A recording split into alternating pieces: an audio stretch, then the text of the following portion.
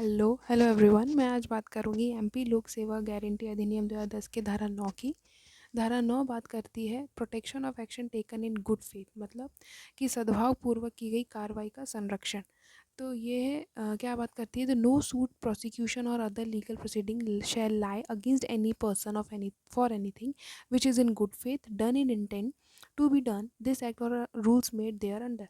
मतलब कि ये धारा अधिनियम के तहत काम कर रहे किसी भी अधिकारी के विरुद्ध कोई मुकदमा या अभियोजन या कानूनी कार्रवाई नहीं की जा सकती। क्यों? क्योंकि जो काम किया है वो किस में कर रहा है, वो गुड फेथ में कर रहा है, अच्छी नीयत से कर रहा है।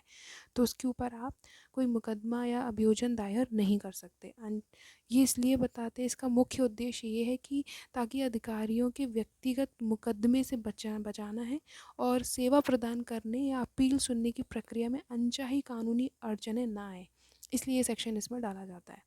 फिर है सेक्शन 10 जो कि बात करता है पावर्स टू मेक रूल्स, मतलब नियम बनाने की शक्ति। तो नियम कौन बनाएगा? स्टेट गवर्नमेंट बनाएगी। जो इस एक्ट में जो भी रूल्स हैं वो किसके द्वारा बनाए जाएंगे? स्टेट गवर्नमेंट के द्वारा। और जो रूल्स हैं, every rules made thereunder this act by the state government shall be laid down before the state legislature.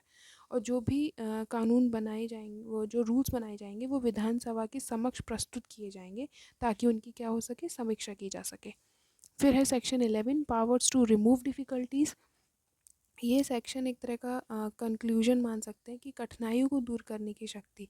जब भी कोई राज्य सरकार एक्ट बनाती है, अगर उसको उसके प्रोविजंस लाने में कठिनाई होती है, तो क्या लिखा है? If any difficulties arise giving effect the provision of the act the state government में ऑर्डर। तो स्टेट गवर्नमेंट क्या कर सकती है? आदेश कर सकती है non inconsistent with the provision of this act remove the difficulties.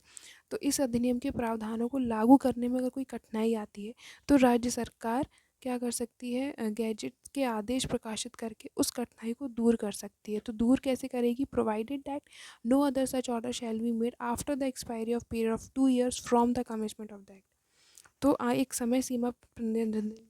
समय सीमा को निर्धारित कर दिया जाता है कि आमतौर पर इस शक्ति का उपयोग अधिनियम को लागू होने की शुरुआती कुछ वर्ष 2 वर्ष के भीतर किया जा सकता है।